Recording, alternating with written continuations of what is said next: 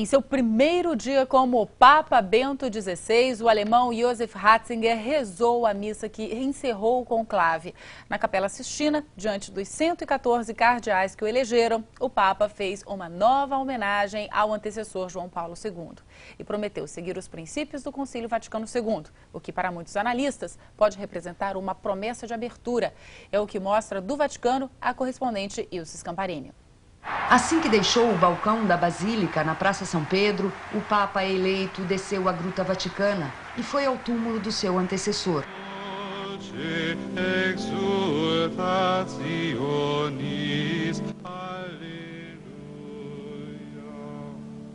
Hoje, o novo Papa chegou à Capela Sistina com a cruz usada por João Paulo II para rezar a sua primeira missa.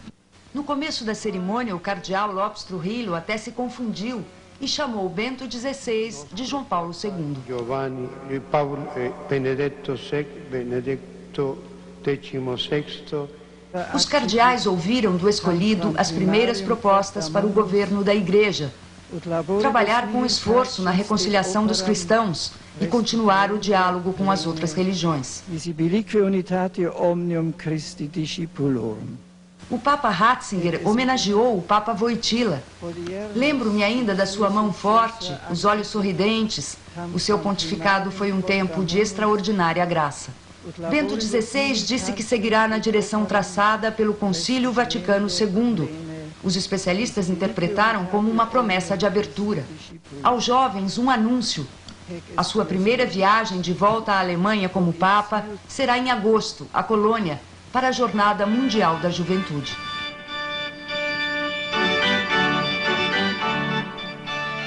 Depois da missa, o novo Papa foi visitar os ex-colaboradores na Congregação para a Doutrina da Fé.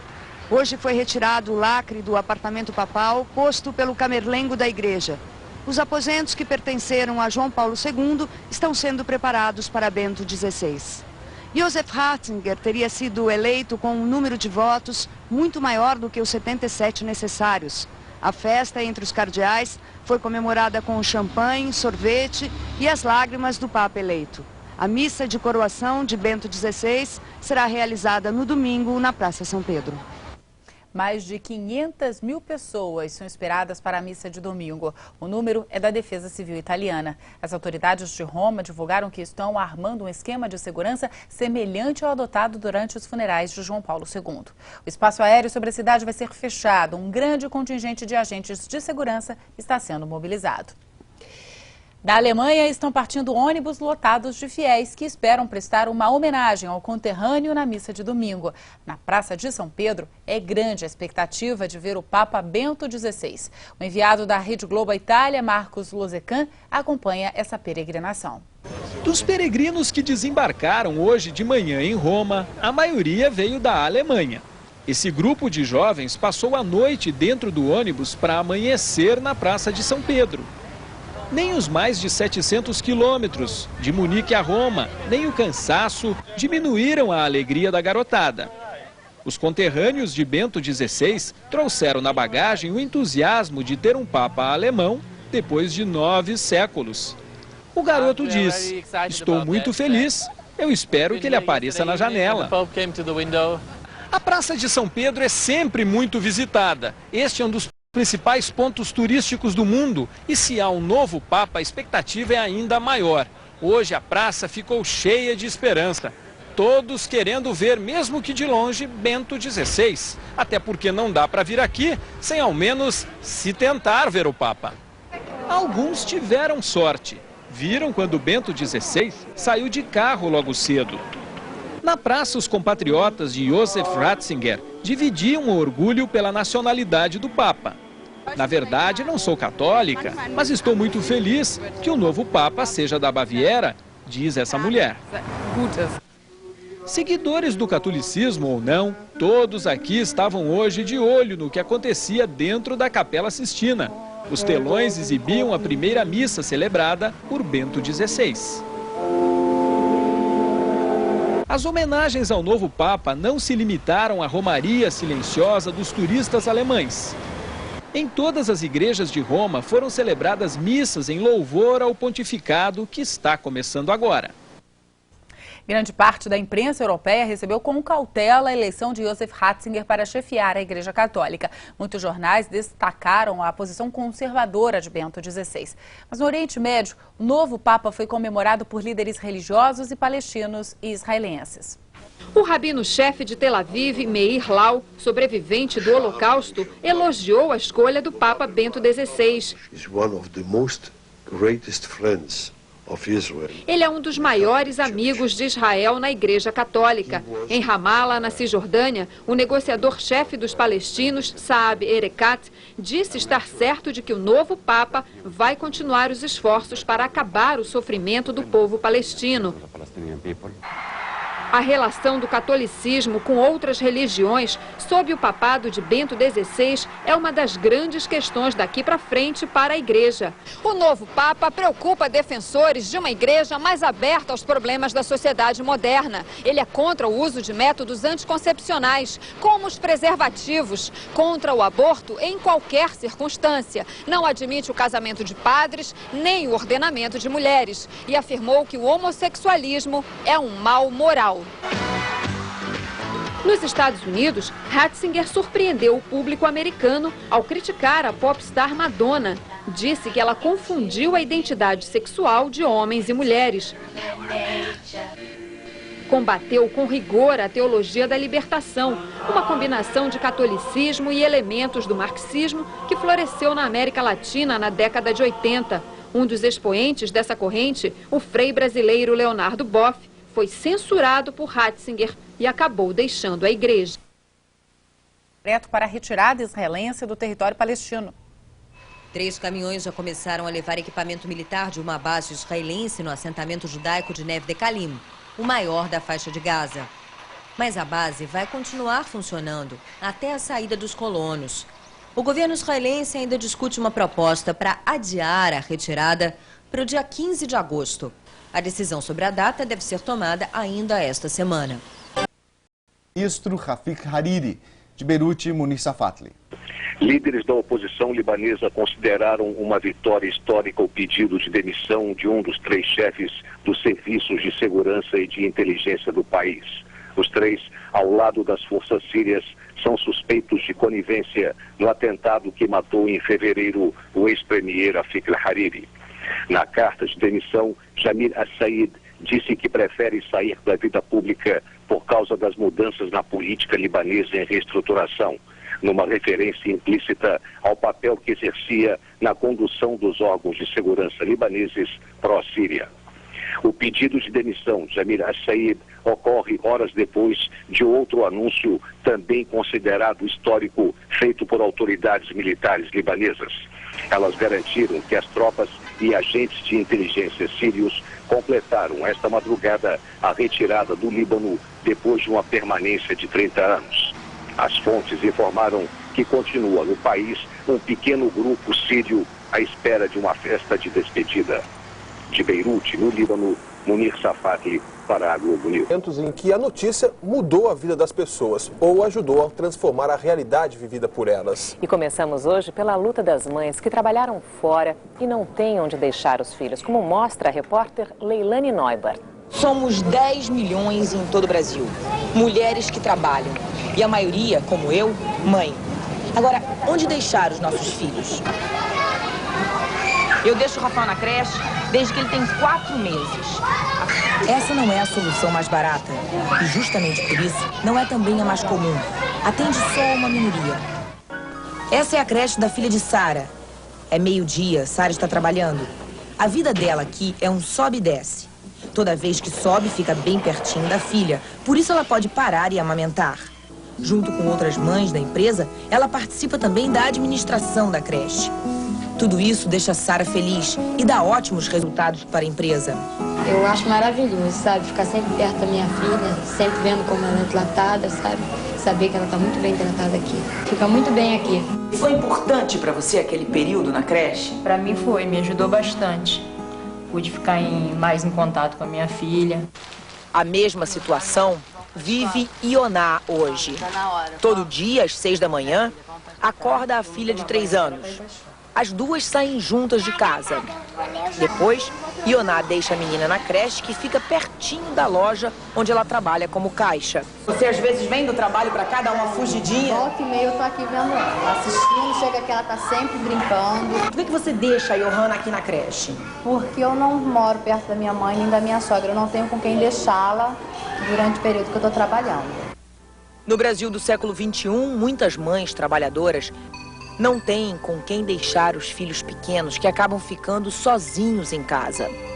Dona Vera enfrentava esse problema em 1986. 4 horas da tarde. Vera, a faxineira, já está trabalhando há 8 horas, mas isso é apenas a metade da sua jornada de trabalho. Daqui ela vai para o segundo emprego. Os dois rendem a ela 2 salários mínimos, cansaço e muita preocupação. Eu saio e chego, as crianças dormindo. As crianças não conversam comigo, não. É difícil as crianças conversar comigo. É que eles passam 16 horas sozinhos em casa e a mais velha tem só 10 anos.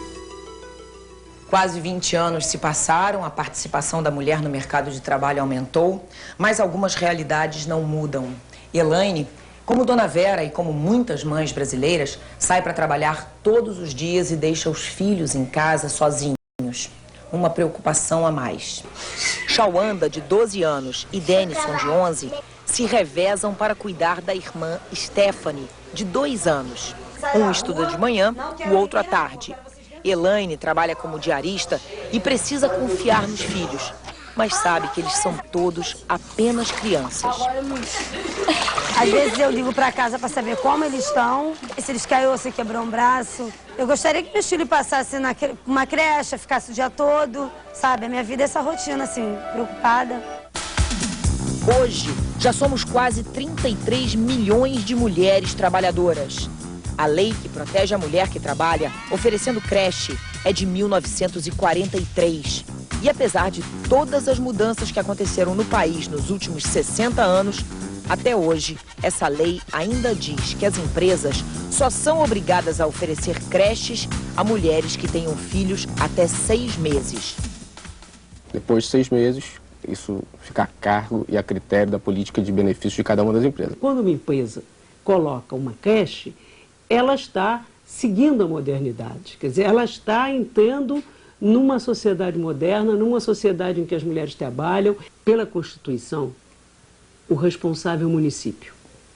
Mas, na verdade, é toda a sociedade que é responsável por isso. Daiane, filha de Sara, hoje tem 22 anos. Ela só pensa em casar e ter filhos quando acabar a faculdade. Mas, desde já, tem a mesma preocupação que a mãe tinha quando ela era pequena. Quando eu penso em trabalhar, fica difícil de pensar, poxa, onde que eu vou deixar meu filho ou minha filha? O ideal seria ter uma creche, assim, do próprio trabalho, né? Que seria legal, porque eu estaria perto do meu filho. Tá bom, então. Tomara que você consiga. Obrigada.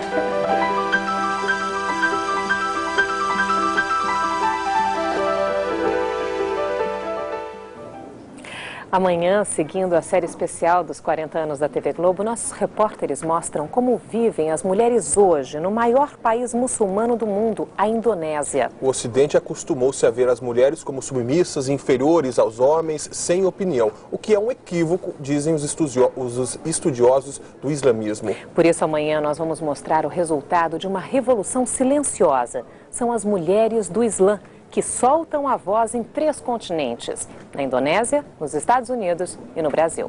O Jornal Hoje fica por aqui. Novas notícias desta segunda-feira você acompanha a qualquer momento em nossa programação e à noite no Jornal Nacional. Uma boa tarde. Uma boa tarde para você. Amanhã a gente... Falou e disse, Andrezão. Hoje o Falha Nossa tá na crista da onda. Surfando nos erros de gravação, vamos pegar um jacaré nas cenas que fizeram marola. Portanto, se cuide, porque o Falha Nossa provoca maremoto. Primeiro, os mais velhos, que respeito é bom e a gente gosta. Gravando. Quer ver? Que achas de levar a Helena e o avô dela até a casa? Ele é fio, me atrapalhou tudo, você. E não, Maitê, quem ri por último, ri melhor, hein? Claro, eu levo eles lá. Eu vou junto.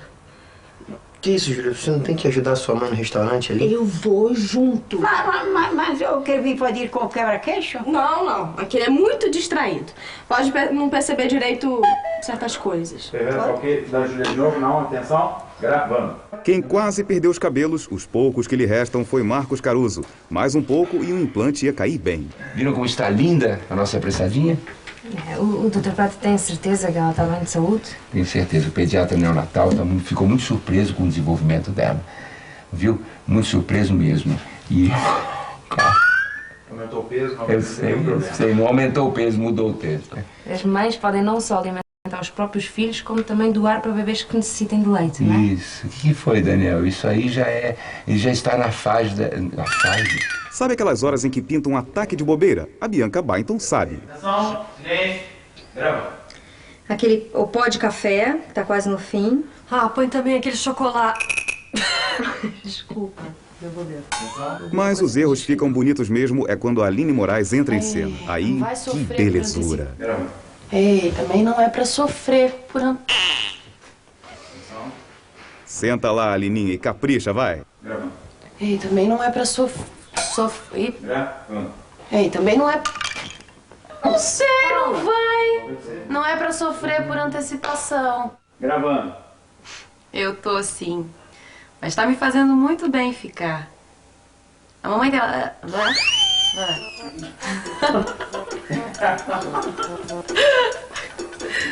Então, não é mesmo uma feitura dos deuses? A gente só queria um tiquinho da Aline, mas a lindona tava num dia inspiradíssimo.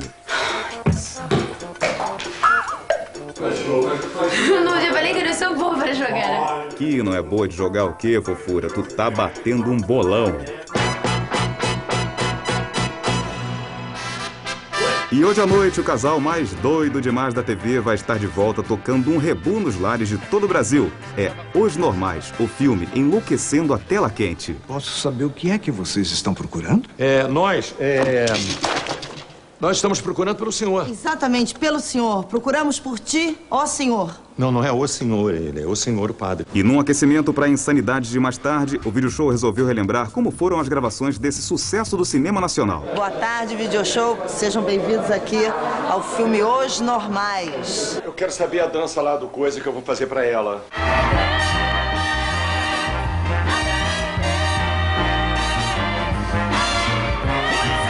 Para os que ainda não viram o filme, a trama gira toda em torno de um casamento. Ou melhor, de 2 casamentos. Mas nossos protagonistas explicaram isso melhor na época das filmagens. O filme é o seguinte, o filme é os 6 anos atrás do Rui e Vani.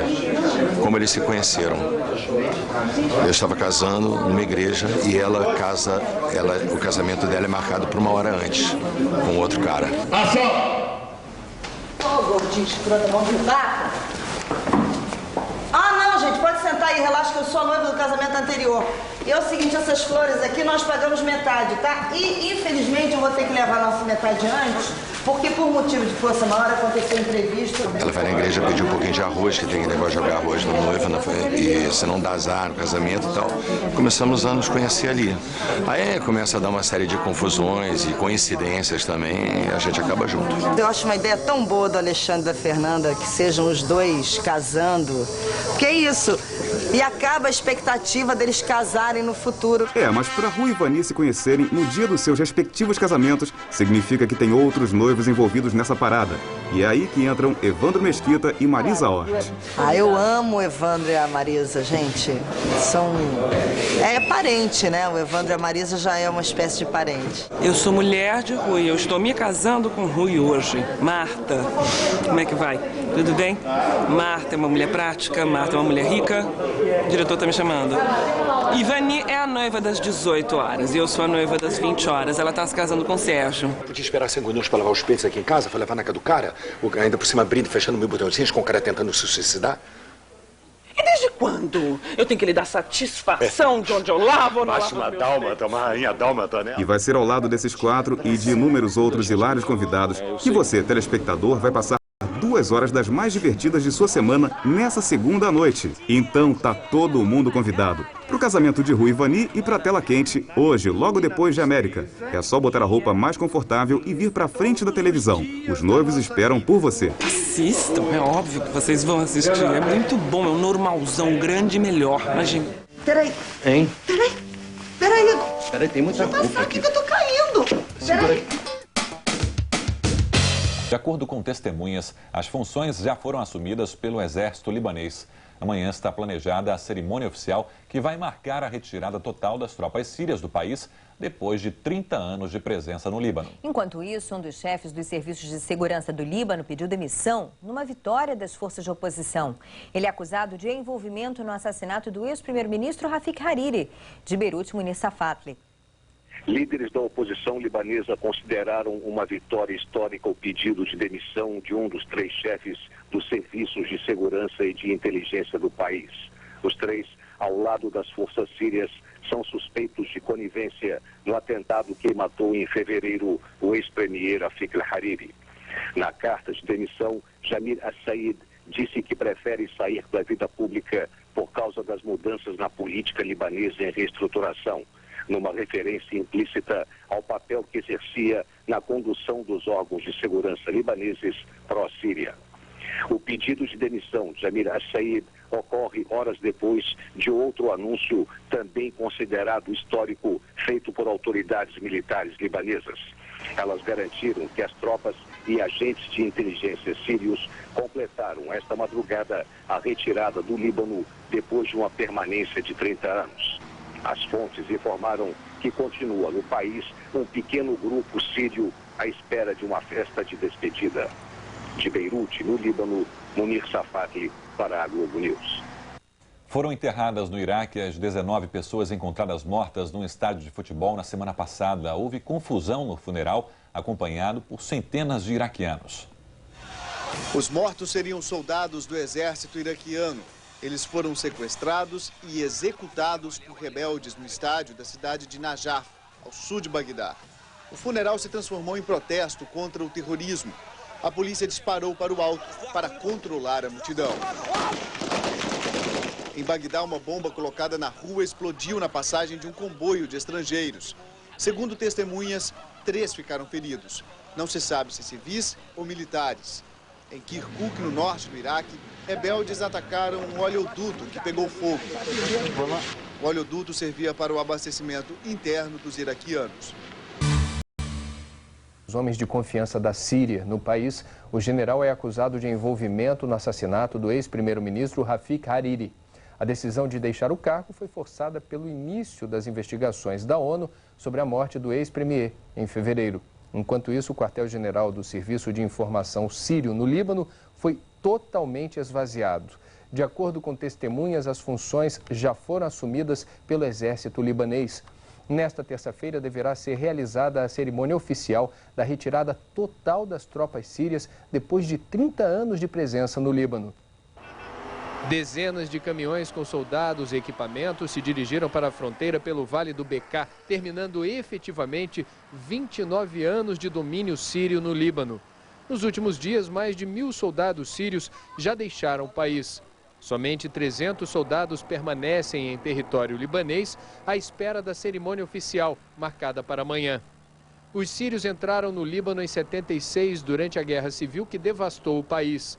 Depois que a guerra acabou em 1990, 40.000 soldados estavam no Líbano, dando à Síria o poder de fato sobre as questões internas do país vizinho. Uma resolução do Conselho de Segurança da ONU exigiu em setembro do ano passado que a Síria abandonasse o território libanês e desarmasse todas as milícias que operam no país, inclusive o grupo Hezbollah.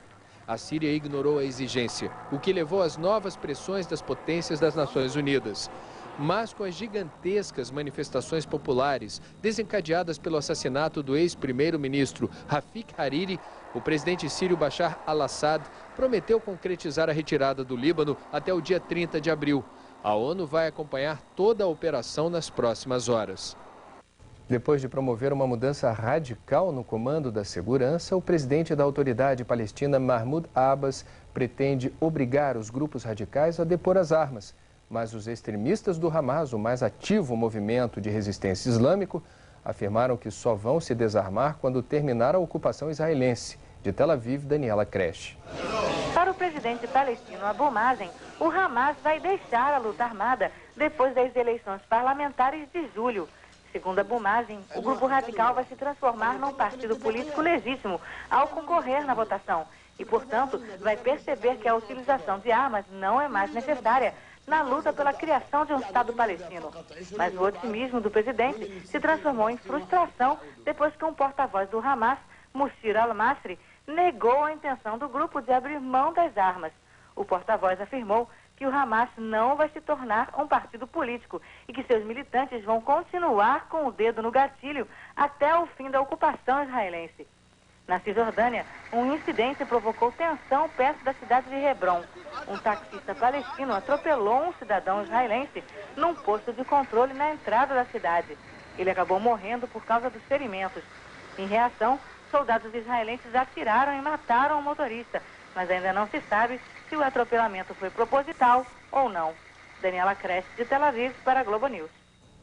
O exército americano inocenta os soldados envolvidos na morte de um agente do serviço secreto italiano numa operação em Bagdá. A investigação militar isentou ainda os soldados de culpa na ação em que ficou ferida a jornalista italiana Giuliana Sgrena. Vamos agora a Nova York conversar ao vivo com Cristina Serra. Bom, Cristina, e qual foi a reação do governo italiano?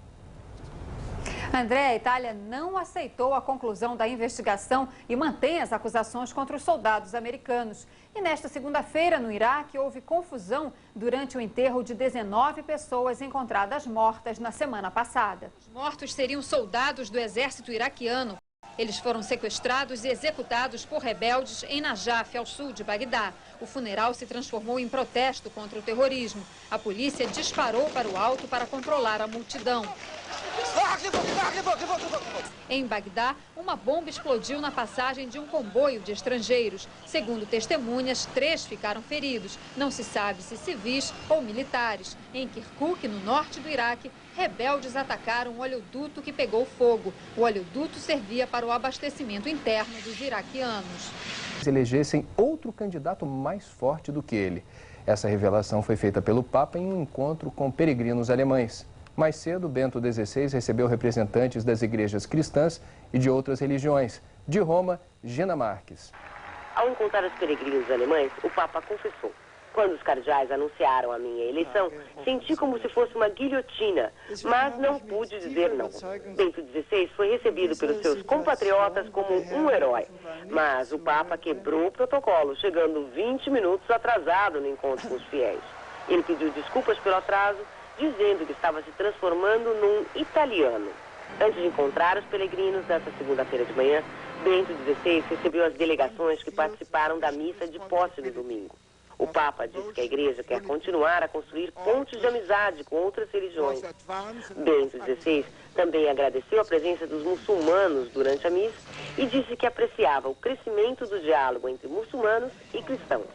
Nesta segunda-feira à tarde, Bento XVI fez a sua primeira missa fora do Vaticano, na Basílica de São Paulo. Diante de milhares de fiéis, ele recordou que o século XX foi um tempo de martírio. O Papa lembrou também que João Paulo II canonizou e beatificou diversos mártires. Gina Marques, de Roma, para a Globo News. A missão, a CIA relata também que não foram encontradas provas de que Saddam Hussein tenha mandado armamentos para a Síria antes da invasão do Iraque pelos Estados Unidos. De Washington, Edgar Júnior. Os Estados Unidos usaram as armas de destruição em massa do Iraque como razão para invadir o país em 2003. E agora, o Grupo de Observação do Iraque concluiu que Saddam Hussein não tinha qualquer armamento deste tipo. Charles Dufour, o chefe dos investigadores da CIA, disse no relatório final que, depois de 18 meses de investigações intensas, o grupo exauriu todas as buscas possíveis sem sucesso.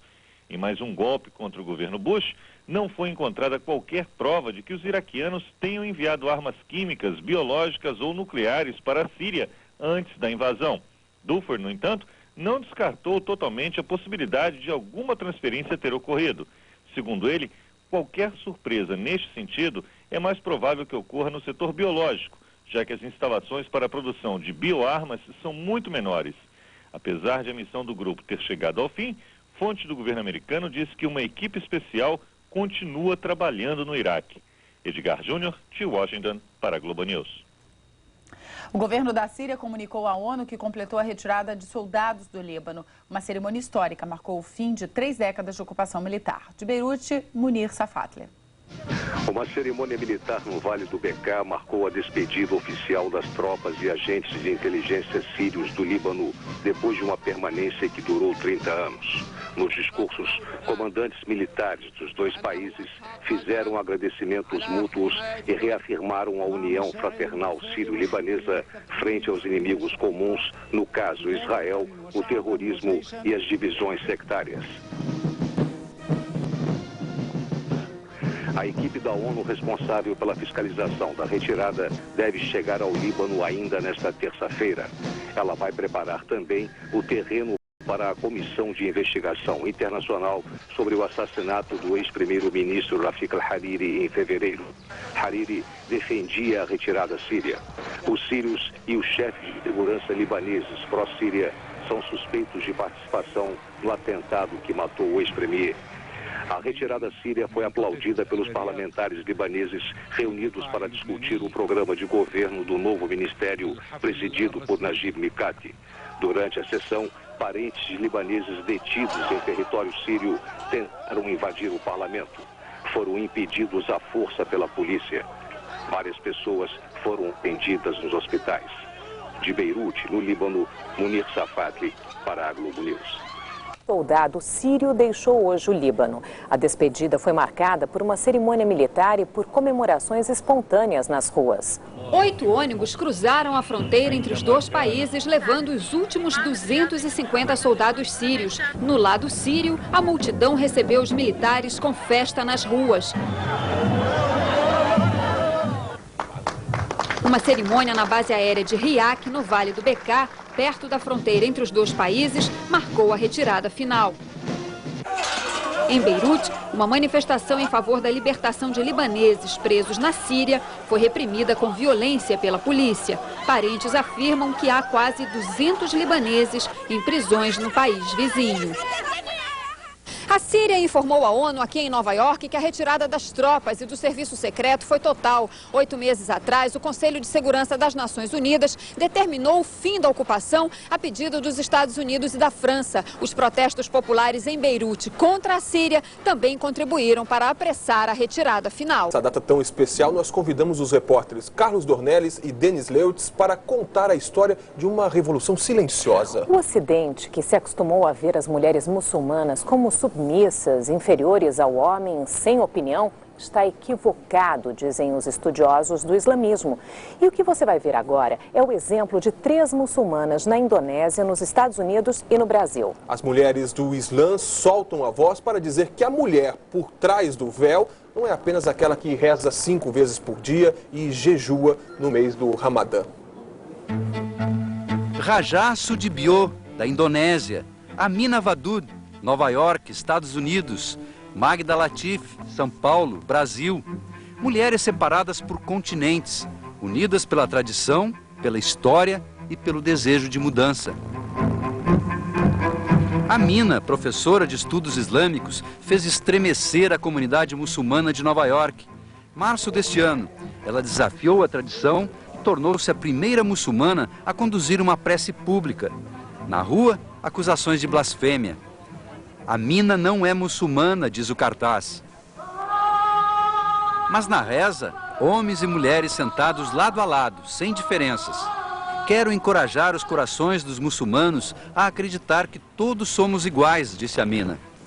Temendo retaliações, ela evitou o tempo todo mostrar o rosto para as câmeras. Estados Unidos ou França? O Ocidente teme e não sabe como lidar com uma nova expansão do islamismo. Véu proibido nas escolas francesas, polêmica e assunto de Estado. Para os ocidentais, o véu tornou-se símbolo de submissão. Mulheres cobertas, vestidas de preto. Foi o Irã, na história recente, que deu uma nova face a um radicalismo feminino. O líder da revolução, o Ayatollah Khomeini, morreu em 1989.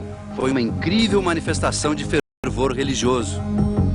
O local onde o Ayatollah Khomeini deve ser enterrado foi tomado pela população desde o início dessa madrugada. São milhares de pessoas aqui com seus rituais de autoflagelação, esperando a chegada do corpo do Ayatollah. Em pleno deserto, mais de 6 milhões de pessoas vestidas de preto. a maior manifestação popular da história da humanidade. As mulheres na linha de frente. No regime do Talibã, no Afeganistão, o radicalismo foi as últimas consequências. A mulher ficou invisível. A burca, que não era novidade, virou obrigatória e um novo símbolo de opressão. Burcas na Indonésia são raras, mas o véu é cada vez mais popular. A religião muçulmana ganha nova força entre os jovens. Jacarta, a capital, mistura sempre modernidade e tradição. A Indonésia é menor do que a região nordeste brasileira, mas aqui tem mais de 230 milhões de habitantes, pelo menos 60 milhões a mais do que no Brasil. É o maior país muçulmano do mundo e provavelmente aquele em que as mulheres já conseguiram o maior grau de liberdade. Elas são quase sempre tímidas. São muitas as que fogem das câmeras. Essa mulher diz que é um longo caminho a percorrer. O poder ainda é só masculino. Mas ironias não faltam. Essa aí diz que as mulheres sabem mais do que os homens. E aos poucos nós vamos provando que isso é verdade. E essa outra então? Os homens não são tão importantes assim. Não tanto como eles pensam. Aqui nesse grupo chega a haver uma bem-humorada discussão sobre quem manda em casa. Rajá Sudibyo é uma das pessoas mais poderosas do país. Economista, empresária, senadora, luta por direitos iguais entre homens e mulheres.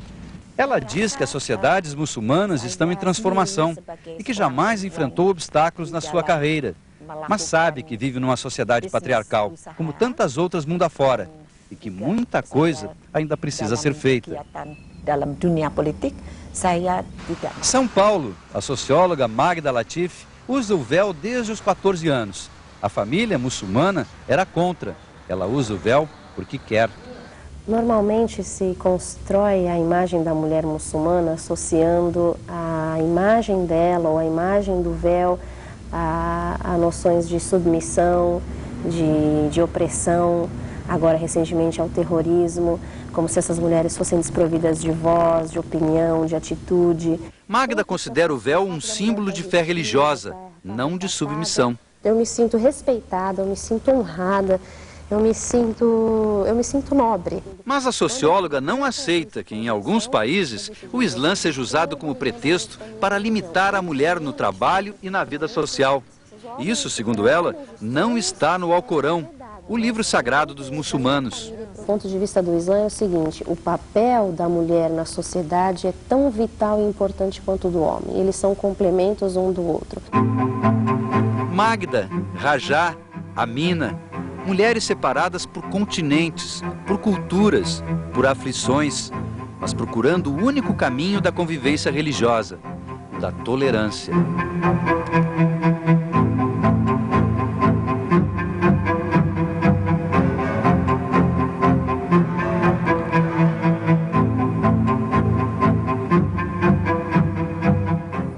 Na reportagem especial de amanhã, vitória do consumidor sobre a fraude dos remédios falsificados. Você vai ver que o resultado de